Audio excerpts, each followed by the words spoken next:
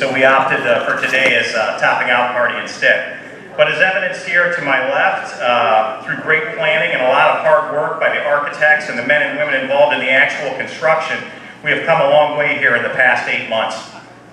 Among those really most excited about the opening of the Rockscino are our Northfield horsemen that have been putting on a great show on the racetrack back there since 1957.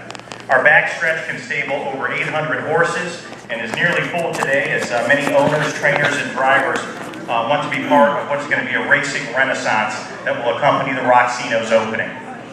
Here today to represent the horsemen is Amy Hollar, Northfield's track representative for the Ohio Harness Horsemen's Association. She and her husband Calvin have been stabled here for about 15 years and currently train a stable of about 20 horses on our backstretch.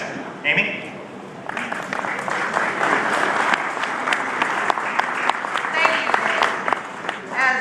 Teenager growing up in Central Ohio in the 80s, 3 channels on our TV. Our weekends consisted of football, football, football. So right now I'm a little nervous because one of my idols is standing out here. So they tell you in public speaking when you're nervous you're to picture the audience without clothes on. Well, don't worry, you've all got your clothes on, but I'm sorry, Mr. Kozar, you're naked right at the moment. Next week, I'm going to be sending 3 teenage children off to college. Needless to say, my personal life has been full of all kinds of changes.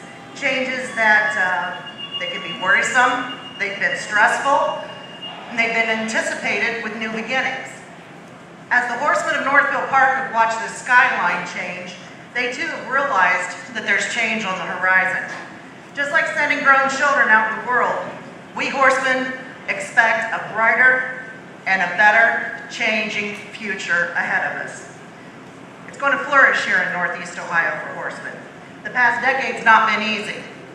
We've had many that have had to move out of state, or they've had to scale back their operations, or simply after generations of being horsemen in Ohio, they've had to leave the business. The ability now to raise our families and establish long-lasting ties with our community is no longer a losing bet. Over 100 years of harness racing tradition continues in Ohio. We're made up of an industry of owners, drivers, trainers, and caretakers that their needs for goods and services are going to trickle down through Ohio's agricultural economy. The positive impact of this Rockscino being an entertainment destination in conjunction with harness racing is going to reverberate throughout the state. We've already seen it in Columbus at Scioto Downs, but now it's our turn. It's our turn to shine, it's our turn to prosper, it's our turn to make change for the better. Thank you for inviting me to this topping off ceremony. I'm very excited to be here, and I'm also excited for the future that's going to ensure harness racing in Northeast Ohio. Thank you.